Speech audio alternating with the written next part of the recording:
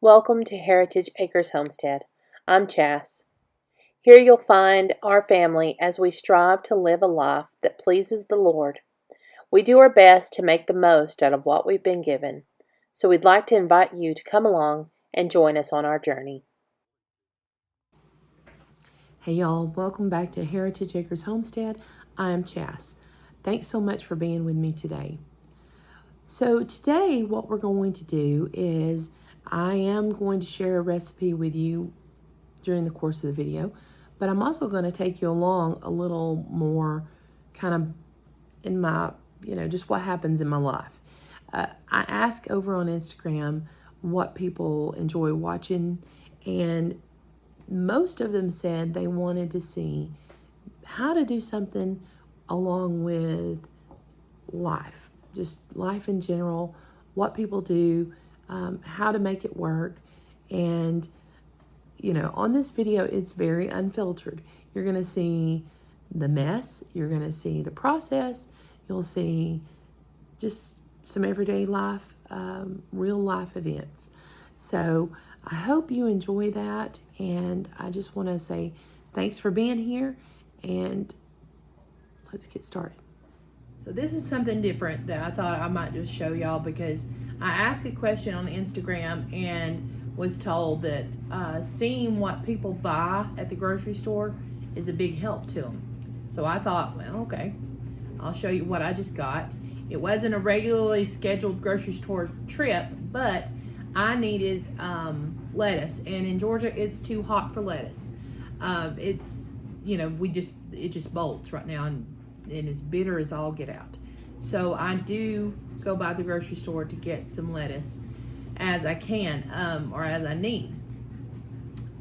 So what I do if I'm just making a trip like that, I will go in and kind of scan the perimeter like I've talked to you about before.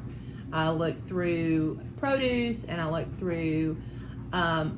for discounts basically, and this is what I found. So we're having a little outing next week, and I was gonna make muffins for us for a snack, and this is a bag of bananas that I found for $1.99 for the whole bag, and it's easily, I don't know, 4 pounds, maybe 5 pounds of bananas. So what I don't use, and I'll use those for muffins and for smoothies, and what I don't use I can freeze for banana punch for the holidays.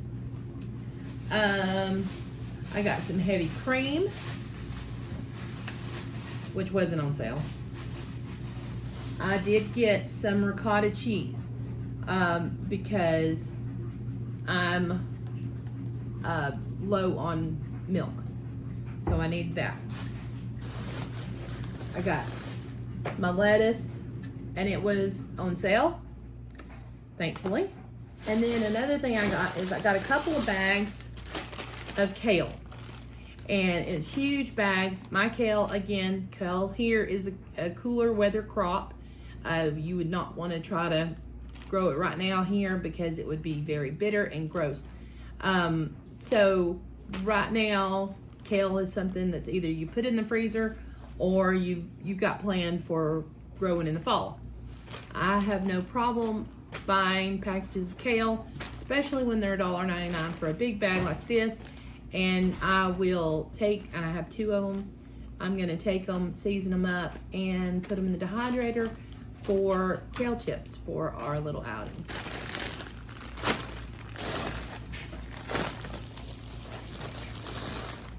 Another thing that was on sale was apples.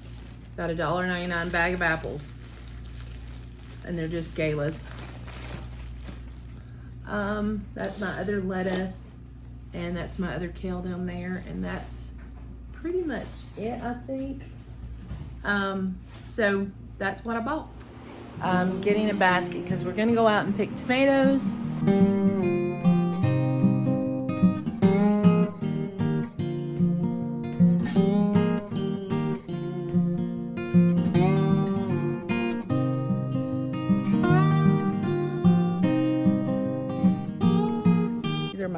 long beans. Aren't they pretty? And we're going to look past a lot of the bad in the garden and focus on the good. I still have some potatoes to dig, but I want to show you what's beautiful right now. This was such a good idea. I planted a whole bed of zinnia and cosmos. I think that's some marigolds too.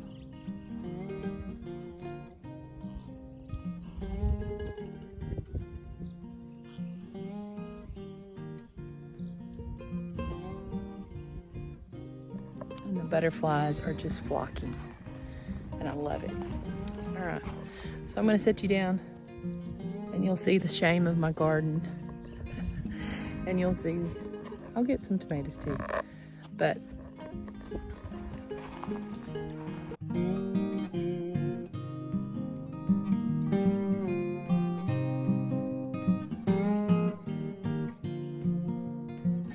we decided that the shelf needed a little bit more stability because it had dropped when we changed our floors out last year. So over the past couple of days, we removed everything. These two guys helped to shore it up a little bit for me. And then I was able to clean everything and put it back in a beautiful order again. And I'm so happy that we did that. something that we don't always talk about once you do your canning is to the after, what you do afterwards. And so a lot of times jars may not siphon at all, and they may not have any sticky feeling or any residue around the top, but sometimes they do.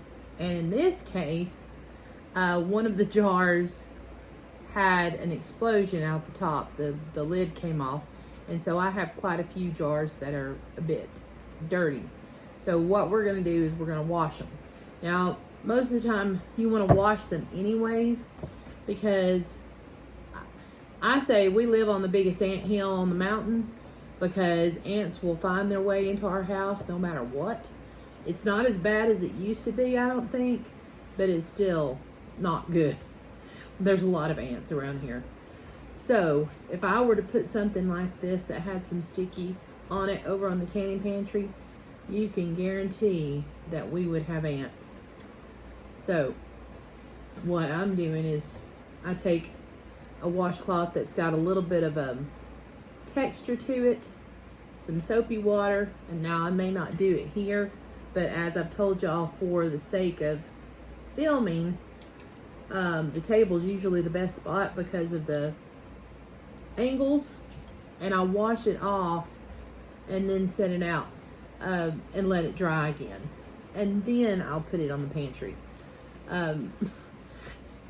Because we had to do some upkeep on the pantry this past week, and I took every single jar off and wiped them down before I put them back. I know I preach label your jars. Y'all, probably 90% of them jars wasn't labeled.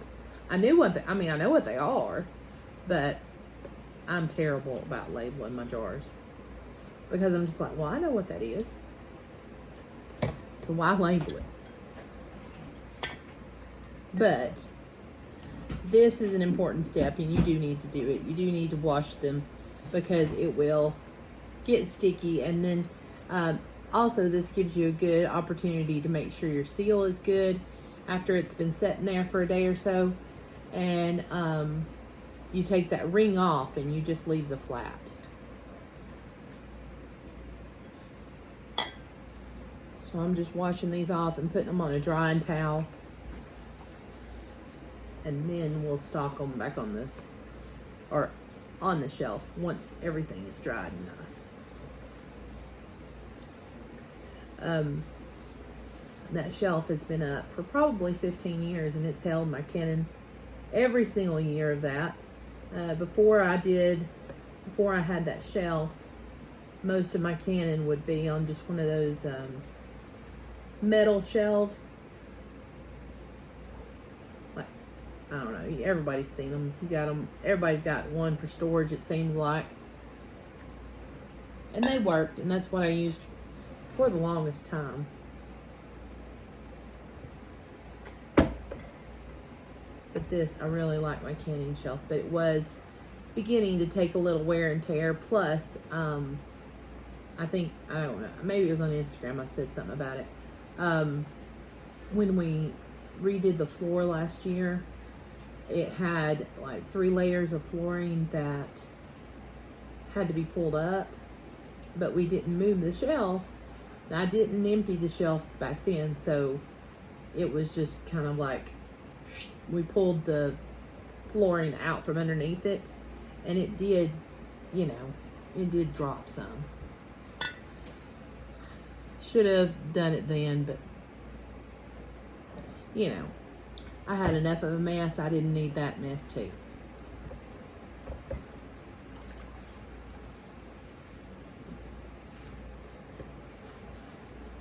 We'll just get these washed up, and then we'll load them up on the pantry. Because I got to get them out of the way, because I have every bit of this, if not more, sauce to make. I told y'all there's things that we use more than, like, the things we use the most canning wise: salsa, spaghetti or pasta sauce, and green beans, and jelly. We use jelly or jam. We use a lot of that because I don't buy it. And by jelly and jam, I mean like apple butter, you know, any of those type things, preserves. My family's favorite is strawberry and apple butter. This one's especially messy.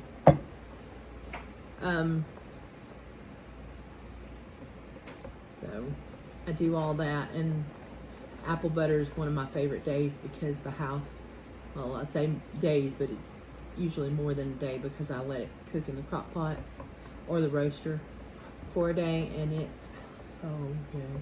Man, it makes you want to put out pumpkins and decorate with leaves and everything be orange and gold and rust colored. Fall's probably my favorite time of year anyway, so that's just right up my alley.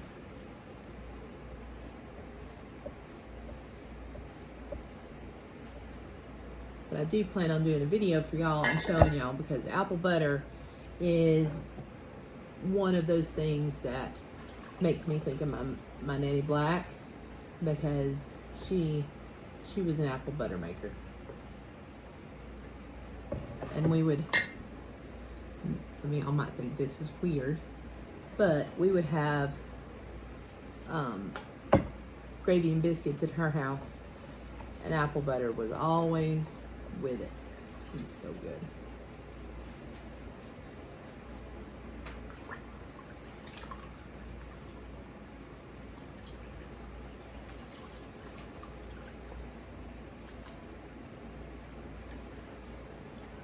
I asked over on Instagram what y'all wanted to see on YouTube. Like, do you like day in the life things, like what I'm doing in a day or what people do in a day, or do you prefer to just have like a theme and it be, you know, here's how to make this, and it just be basically that one thing? And I got varied answers. A lot of people said kind of both. They wanted to see life, and they wanted to learn something too. So it's kind of what I'm doing already, but I'll try to show a little bit more. Just slung water all over me. I'll try to show a little bit more of our life too, amidst a teachable lesson or something.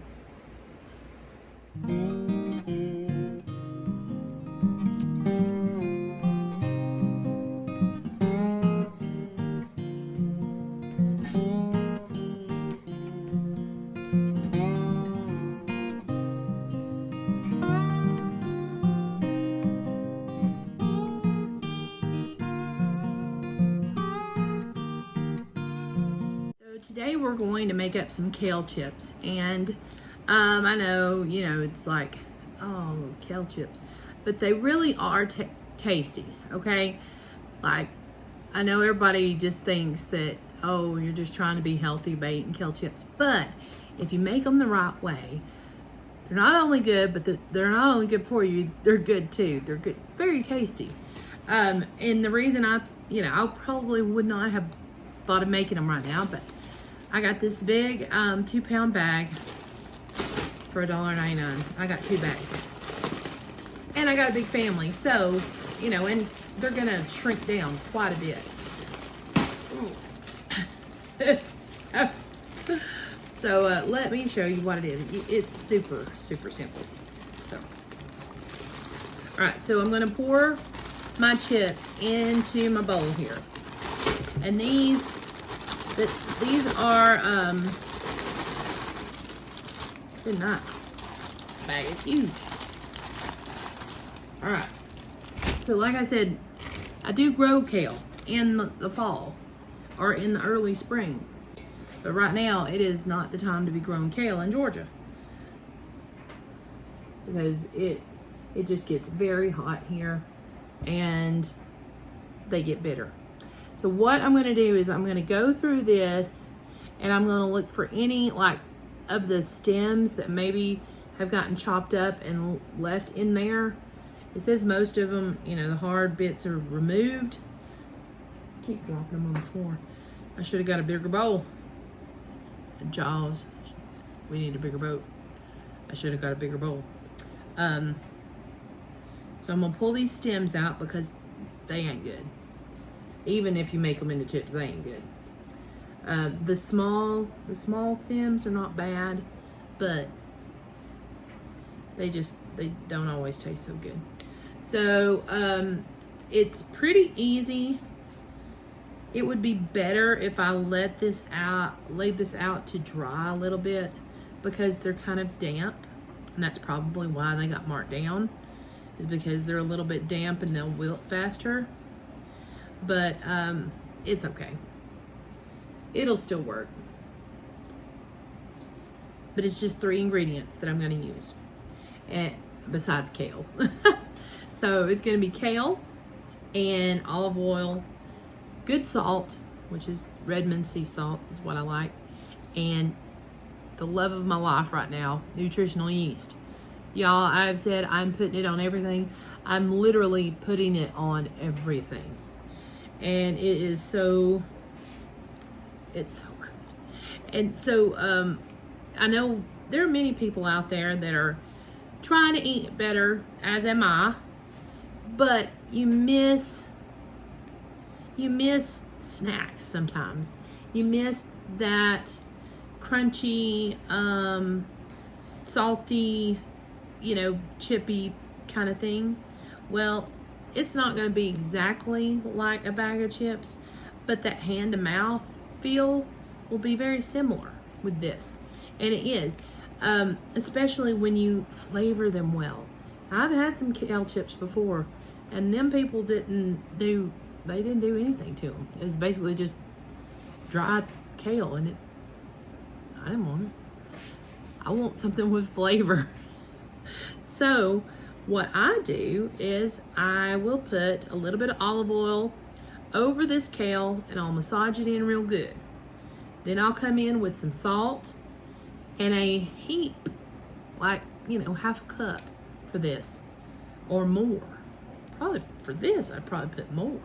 I may go a full cup, just depending on, I want it on there so you're going to be able to taste it. Because this is a big old bag and big old bowl of kale. You want that flavor. So I'm not going to say how much nutritional yeast we're going to do yet. I'm not going to say how much we're going to do any of it. I'll give you more of an idea once we're done. Because like I said, this is big. But then we're going, and you can do this in dehydrator,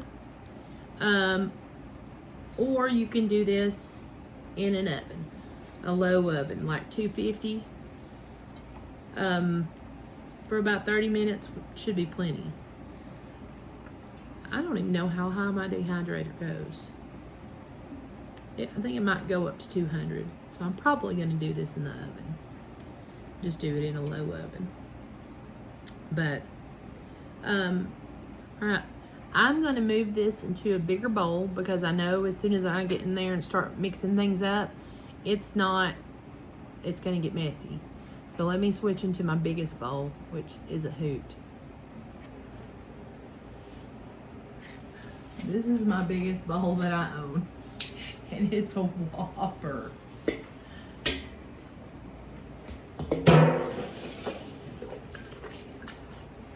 This bowl's pretty big, but it's got nothing on this one.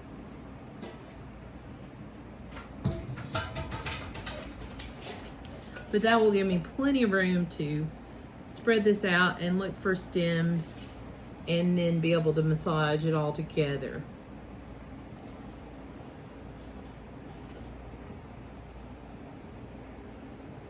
But this is just like a curly kale. And I like to use curly kale because it kind of holds on to it. It'll kind of hold on to it better because it's got ridges. It's like, you know, they say chips. It has ridges, so it holds the flavor better.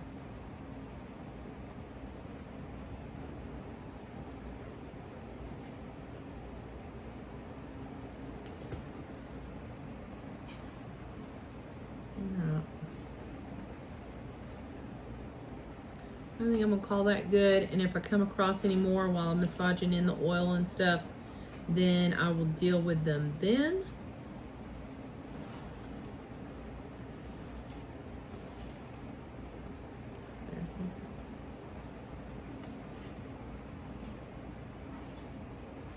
Okay, so let's start out with a few tablespoons of oil.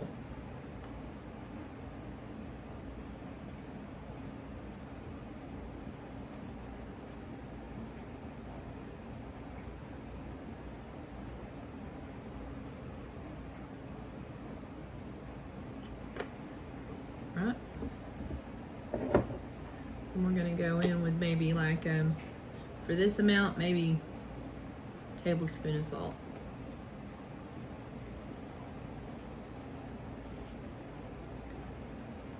Maybe less.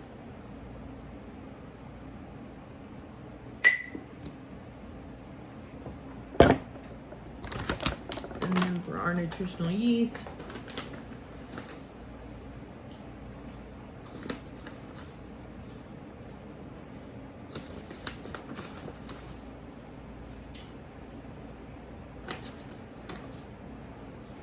I'm gonna call that a cup because I would say each handful was probably about a quarter cup, maybe less. It doesn't matter. Now I'm gonna go in it with my hands. Of course, clean hands are the best tools you can have in the kitchen. So we're gonna go around and we're going to just really massage that oil, that salt, and that nutritional yeast. Man, it smells so good. Like, I could just probably eat it like this. I told y'all, I am obsessed with nutritional yeast. Like, I want it on everything. Had some on my eggs this morning.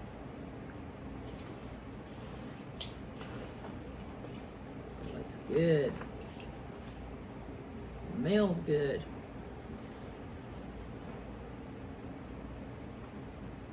There's a lot more stems than I'm.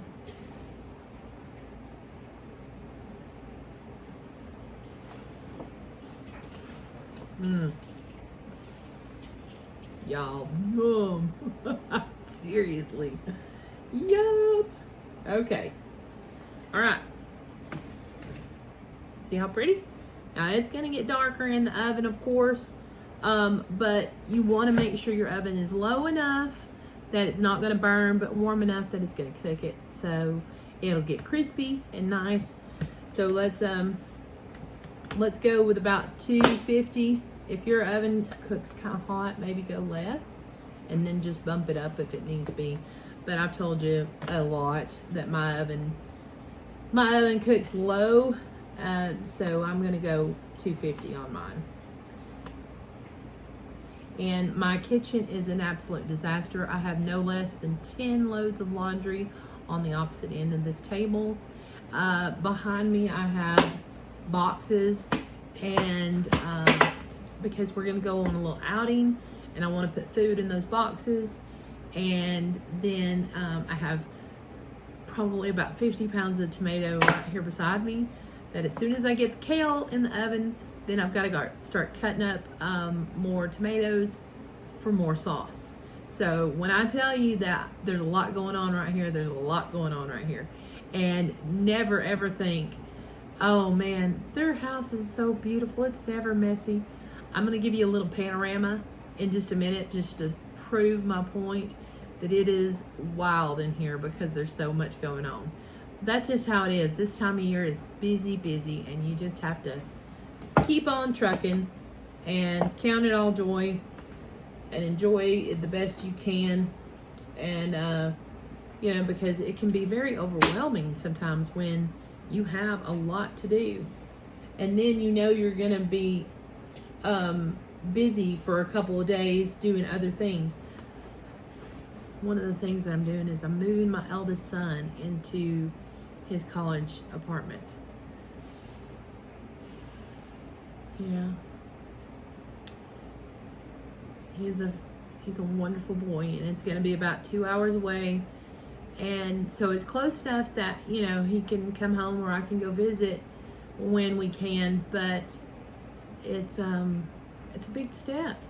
My oldest daughter, she's been out on her own they've been married, 5 years now? And so now here goes my second eldest. And it's a big transition, y'all, because I still feel very much like, the young moms. I understand the young moms because I was there. We had 4 young ones. And it was hard. It was exhausting sometimes. And we homeschooled, so every day my kids were with me, and I enjoyed it so much. By no means am I like super mom and didn't have off days. Absolutely had off days, but I wouldn't trade those times for anything in this world. It was the best decision we could have made to have those kids home with us, and praise the Lord, they're wonderful human beings, and I'm so proud of them. And I ain't gonna get all sappy on you, but that's one of the big things that's happening next week. And so I want to have some things to take down there with us and for him. And so I'm working on some extras, so we'll have that. Because, his first 2 years of college, he lived here, so he could save money. And now he has to be at a university to finish up these next 2 years. And then after that, who knows? But, so, y'all can pray for me next week. I'm not going to be a sap bucket, I promise. I'm handling it pretty good. But I am being a bit nostalgic. So let's get this kale in the oven before I get to balling. I keep finding more stems.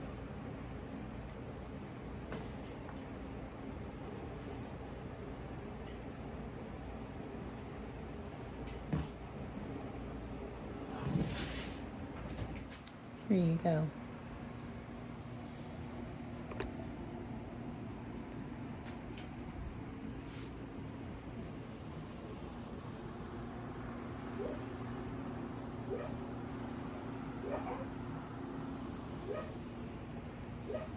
I told you. Alright, so I have my sheet pans out, and I'm going to layer this. I'm going to see, it may take more than 2 batches or 2 pans worth. I don't know. Because we don't want it on there too thick, because we want it to be able to crisp up properly and not burn. So let's just see. Let's go ahead and lay this pan out.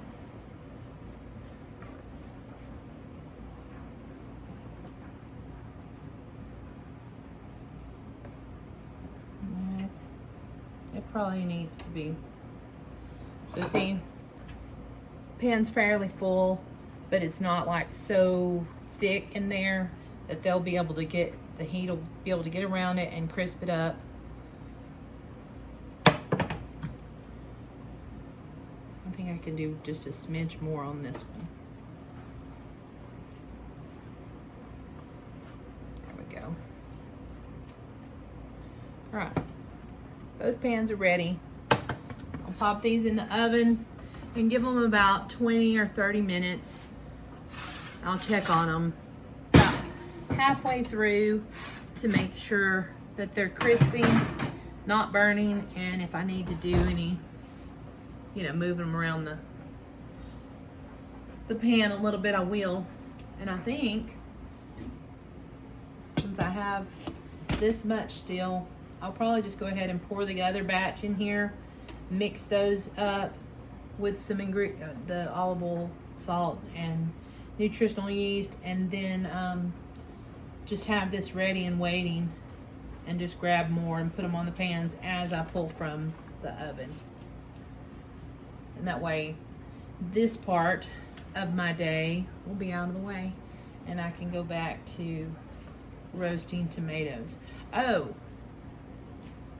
let me tell you, I'm still roasting all my tomatoes for my sauces, but I am roasting them now in the roaster to try to cut down because it's so hot. My sister said this morning that it was like the 30th or 40th day with 90 plus temperatures, or 90 plus degree temperatures, and I'm just like, ugh. Because it's not just 90 plus degree temperatures, it's like heat index, and we're in the heat index of 100 plus right now. I think today's was supposed to be 105 or 107, and so it is hot, y'all. I'm not even kidding, it is hot. Bless his heart, Shannon comes home basically every day. Him and Abe both come home soaking wet because it's just so hot. They're just sweltering. I went out and picked those tomatoes I picked today, and I wasn't out 30 minutes, and I was in a terrible mood when I came back in because it's so hot. Blech. All right, gotta get busy.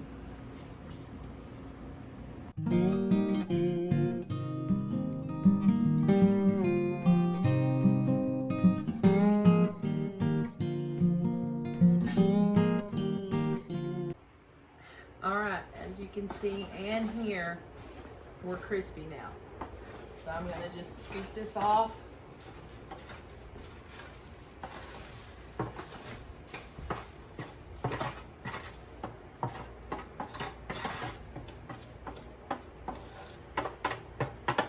And load up another pan and put the rest, another pan in the oven. And then these I'm going to let cool.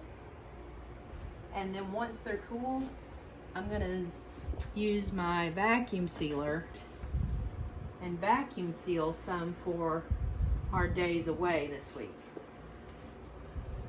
And that way, we can have some for now, and we'll have some for later that'll stay crispy. So back into the oven goes the next batch. And these, we'll let them hang out and cool off.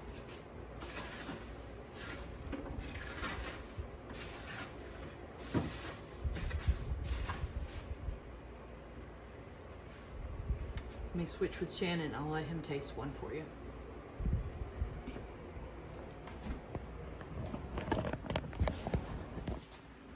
All right, babe.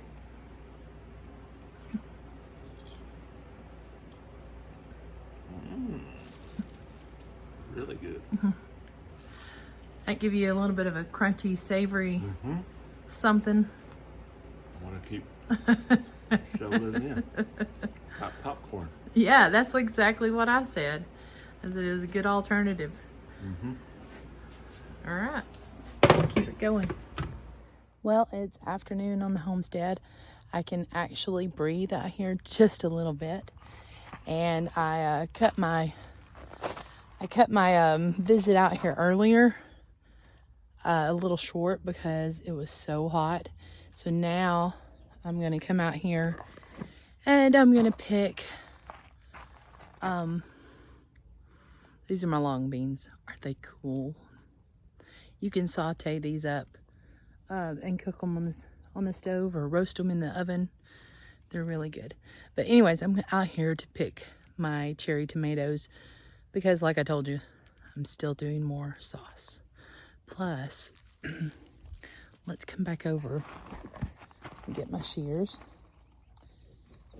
Let's come back over and visit the beautiful zinnias now that it's a little cooler of the evening.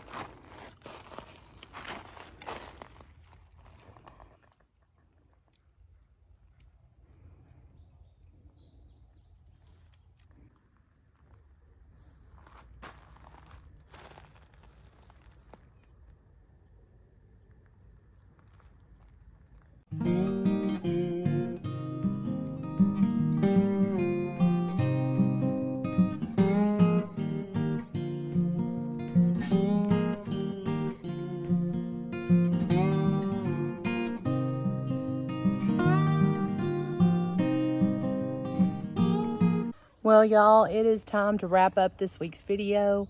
Thank you for being here. I came out, I got some more tomatoes, and I cut me a bouquet of flowers. It's much cooler, but it's so humid, it's very muggy. So I'm eager to go inside and cool off and get some more tomatoes in the roaster for the evening. God bless you, and I hope you come back soon.